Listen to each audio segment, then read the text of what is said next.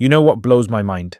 While Europe was supposedly stuck in the Dark Ages, the Islamic world had invented algebra, pioneered the scientific method, and was running the medieval equivalent of Silicon Valley in Baghdad.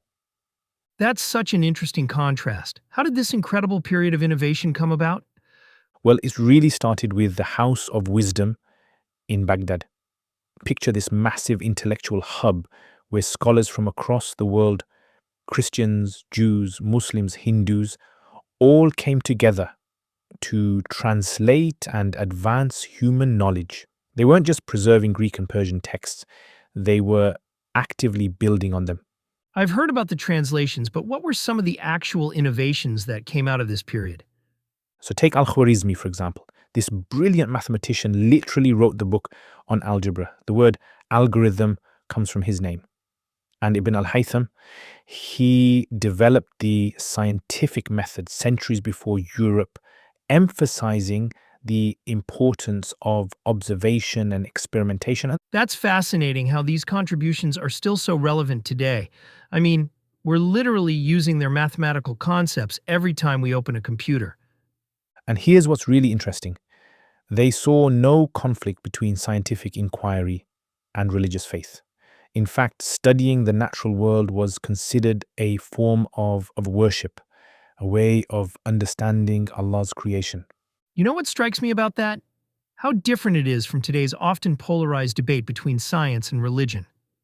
Exactly. And this integrated worldview led to some incredible achievements. Their medical texts were so advanced they were used in European universities for centuries. Ibn Sina's canon of medicine was still being taught in the West into the 1700s. That really challenges the narrative that scientific progress was solely a Western achievement. Oh, absolutely. And what's fascinating is how resilient this intellectual tradition was. Even when Baghdad fell to the Mongols in 1258, which was absolutely devastating, the pursuit of knowledge continued in other centers like Cairo and Cordoba. How did they maintain that intellectual momentum despite such massive political upheaval? Well, they had developed this incredible system of education through the madrasa system, which were basically the world's first universities. These institutions had endowments, organized curricula, and specialized teachers. And here's the key thing, they were open to students regardless of social status. That's remarkably progressive for medieval times, making education accessible to everyone. And their approach to verifying knowledge was equally sophisticated.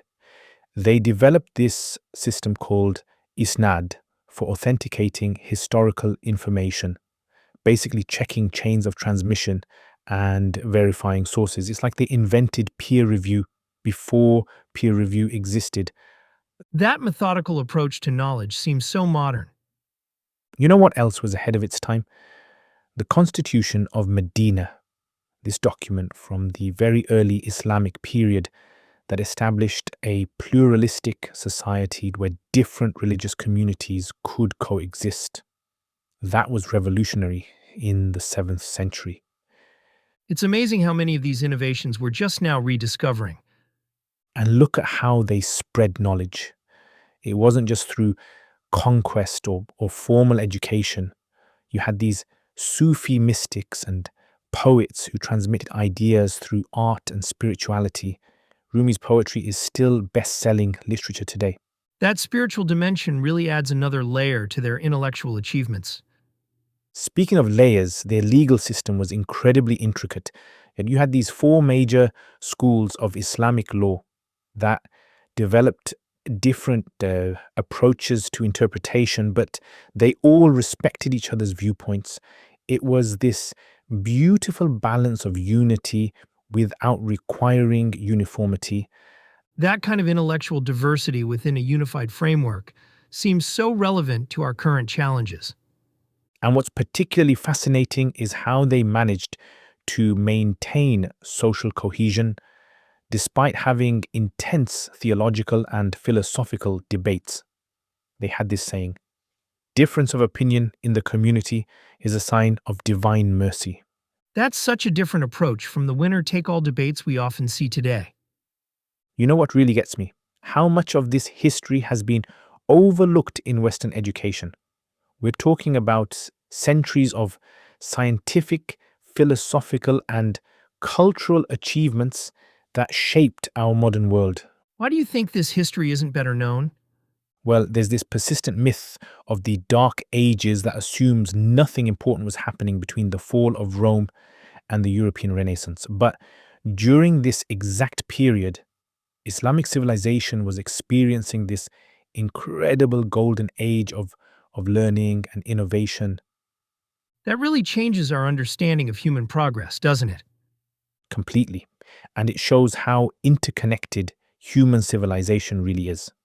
The Islamic scholars built on Greek and Persian knowledge, then their work influenced European Renaissance thinkers, who in turn influenced later Islamic reformers. It's this beautiful cycle of shared human knowledge.